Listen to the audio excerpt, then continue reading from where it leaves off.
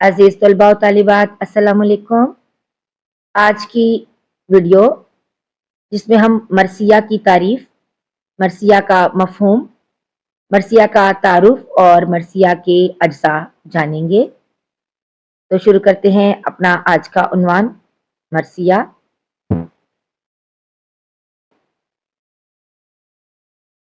मरसिया मरसिया का मफहूम और इसका मुख्तसर तारुफ। मरसिया अरबी जुबान के लफ्ज रसा से लिया गया है, जिसके मानी है मरने वाले का जिक्र खैर करना। इस्लाम में मरसिया एक ऐसी सिनफ नज़म है जिसमें किसी शख्स की वफात या शहादत का हाल और उसके मसाइब और आलाम का जिक्र हो। खसूसन ऐसी नज़म में शहदाए करबला की शहादत के वाक़यात और हादसात का दर्द अंगेज बयान किया जाता है। उर्दू में आमतौर पर हजरत इमाम हुसैन और उनके साथियों की करबला में शहादत के बयान पर कही गई नज्म को करबलाई मरसिया कहते हैं। करबला के शहीदों के अलावा दीगर किसी शख्स की मौत पर कहे जाने वाले मरसिये को शख्सी मरसिया कहा जाता है। अल्लामा इकबाल ने अपनी वालदा मरहुमा की याद के उन्वान से उस वक्त मरसिया लिखा जब वो तालीम हासिल करने की गर्ज से जर्मनी गए थे। ये उर्दू अदब का एक यादगार मरसिया है और इस मरसिये के शुरू के दो अशार जरा सुने और इसका एक आखिरी शेर। किसको अब होगा वतन में आह मेरा इंतजार, कौन मेरा खत न आने से रहेगा बेकरार। खाके मरकज पर तेरी लेकर ये फरियाद आऊंगा, अब दुआए नीम शब में किसको मैं याद आऊंगा। और इसी मरसिये का आखिरी शेर। आसमां तेरी लहद पर शबनम अफशानी करे, सब्जाए नूरुस्ता इस घर की निगहबानी करे। इसी तरह मौलाना अल्ताफ हुसैन हाली ने अपने उस्ताद मिर्जा गालिब की वफात पर जो मरसिया लिखा वो भी उर्दू शेरी अदब का कीमती सरमाया है। उसका एक शेर कुछ यूं है। एक रोशन दिमाग था ना रहा, शहर में एक चिराग था ना रहा। मरसिया जो है उस वो सनफे शहदाए करबला की खूबियों और मसाइब के लिए वक्फ होकर रह गया है। इसी नौयत के मरसिये के चंद हिस्से बयान करती हूँ। मरसिये के अज्जा कौन कौन से हैं? पहला हिस्सा चेहरा।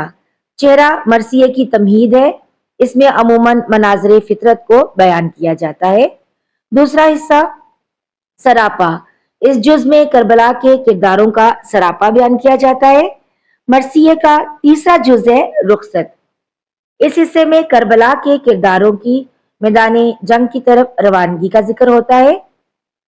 मरसिये का चौथा जुज है आमद, जिसमें अहले बैत रसूल सल्लल्लाहु अलैहि वसल्लम की मैदान करबला में पहुंचने की रुदाद बयान की जाती है। मरसिये का पांचवा हिस्सा रज्स कहलाता है। जब मैदान जंग में अपने आबाओ अजदाद की बहादुरी और उनकी जुर्रत और कमालात को फखरिया अंदाज में बयान किया जाए तो उसको रज्स कहते हैं। मरसिये का छठा जुज जो है वो रज़म है। मैदान करबला में हुई जंग के अहवाल जो है वो इस हिस्से में बयान किए जाते हैं। जबकि सातवां जुज जो है यहाँ उसको शहादत कहेंगे। दुश्मनों से लड़ते हुए अहले बैत की शहादत का इस हिस्से में तज़किरा होता है। आठवां हिस्सा बैन कहलाता है। बैन में शहीदों की नाशें देकर अहले कराबत शहीदों पर होने वाले दुख का बयान करते हैं। आसमाने मरसिया के सबसे चमकते हुए सितारे मीर अनीस और मिर्जा दबीर हैं, जिनके मरसिये आप लोगों ने अपनी किताबों में जरूर पढ़े हुए होंगे। मीर अनीस और मिर्जा दबीर इन दोनों शायरों का जमाना भी एक है और यही जो है वो मरसिये का सुनहरी दौर भी था।